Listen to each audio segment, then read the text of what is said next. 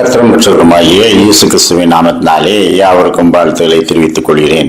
வெளிநாட்டிலே தூர தேசத்தில் உள்ள ஒரு பணித்தளத்திலே வேலை செய்து கொண்டிருந்த ஒரு ஆவிக்குரிய போதகர் அதிகாலையில் எழுந்ததும் வழக்கமான ஜெபத்திலே ஜெபிக்கும் போது, ஆண்டவரே, இந்த நாளிலே நான் என்ன வேலையை செய்ய சித்தமாய் இருக்கிறீர் என்று கேட்டார். அப்பொழுது அவருக்குள்ளே ஆண்டவர் ஒரு உள் உணர்வை தந்து இந்த குறிப்பிட்ட வேலையை செய் என்று ஏவினார். அவருக்கு அது பிடிக்கவில்லை. ஆண்டவரே, அந்த வேலையை செய்தால் நான் என்ன செய்தேன் என்பதை யாருமே அறிய மாட்டார்கள், யாருக்கும் இப்படி ஒரு வேலை நடந்திருக்கிறது என்பதே தெரியாது, அங்கே போய் ஒரு வாரம் என்னை வேலை செய்ய சொல்கிறீர்களே என்று கேட்டார். அப்பொழுது ஆண்டவர் சொன்னார், நீ வேலை செய்வது எல்லாருக்கும் தெரிய வேண்டும் என்பதற்காகவா? நீ என்ன வேலை செய்தாய் என்று அவர்கள் எல்லாம் அறிந்து உன்னை பாராட்டுவதற்காகவா வேலை செய்தாய்? அதற்காகவா தேசங்களை கடந்து இந்த பணித்தளத்திலே வந்து இன்றைக்கு ஜெபித்து என்னிடத்திலே ஆலோசனை கேட்கின்றாய்? மனுஷராலே அங்கீகாரம் பண்ணப்படுவதாக இருந்தால் உனது தேசத்திலேயே நீ வேலை செய்திருக்க வேண்டியதுதானே. இந்த பணி என்னுடையது, நான் சொல்கிற பிரகாரம் செய் என்று சொன்னார்.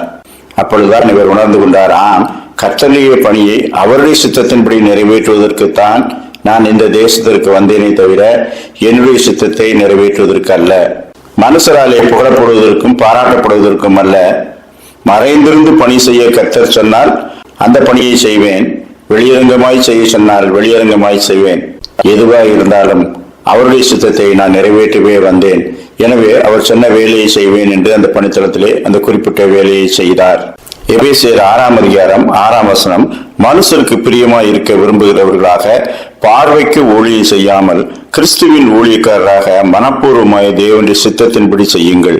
நாம் கர்த்தர் நம்மை அழைத்த அழைப்பு என்னவோ, நாம் செய்யும்படிக்கு கைக்கு நேரிட பண்ணுகிறது எதுவோ அதை முழு பலத்தோடு செய்ய வேண்டும். ஏனென்றால் இது கர்த்தர் நியமித்த பணி. தேவகுமாரனாய் இயேசு கிறிஸ்துவும் பூமியிலே இறங்கி வந்தபோது என்னுடைய சித்தத்தின்படி அல்ல, பிதாவின் சித்தத்தை செய்யவே பூமியிலே இறங்கி வந்தேன் என்று சொல்லுகின்றார். சிலுவை பாடுகளுக்கு முன்பதாக தன்னுடைய மாம்சம் அதிக வேதனைகளை அனுபவிக்கப் போகிறது என்பதை உணர்ந்தவராய் அதிலிருந்து மாம்சத்தின்படி விடுபட விரும்பினார். ஆனால் தான் பூமிக்கு எதற்காக வந்தோம்? பிதாவின் சித்தத்தை நிறைவேற்றும்படி அல்லவா? எனவே பிதாவினிடத்திலே உமக்கு சித்தமானால் இந்த பாத்திரம் என்னை விட்டு நீங்க கூடுமானால் நீங்குபடி செய்யும். உமக்கு முடியுமானால் என்று சொல்லவில்லை, பிதாவுக்கு எல்லாம் முடியும். உமக்கு சித்தமானால் இந்த பாத்திரம் என்னை விட்டு நீங்க கூடுமானால் நீங்குபடி செய்யும். ஏனென்றால் அனுபவிக்கப் போகிற வேதனைகளை குறித்த ஒரு உணர்வு எனக்கு இருக்கிறது. ஆனால் என் சித்தத்தின்படி இல்ல, உம்முடைய சித்தத்தின்படி ஆக கடவுது என்று தேவகுமாரன் ஒப்புவித்தார். பிதாவின் சித்தம் அவர் பாட அனுபவித்து மரணத்தை சகித்து பாதாளத்தில் இறங்கி ஆத்துமாக்களை ரட்சித்துக் கொண்டவராய் பரலோகத்துக்கு ஏறி அவருடைய வலது வாசல் வீற்றிருக்க வேண்டும் என்பதுதான். அதை தேவகுமாரன் நிறைவேற்றினார். நமக்கு நியமிக்கப்பட்ட நியமங்கள், பணிகள் நாம் விரும்பத்தகாதவைகளாய் இருந்தாலும் தேவனுடைய சித்தத்தை நிறைவேற்றுகிறோம் என்ற உணர்வோடு செய்வோம். அவரிடத்திலே மிகுந்த உயர்வை நாம் பெற்றுக்கொள்வோம். கர்த்தர் தாமே அப்படிப்பட்ட நல்ல சிந்தனைகளை இந்த நாளிலும் நமக்கு தந்தருள்வாராக. ஆமேன்.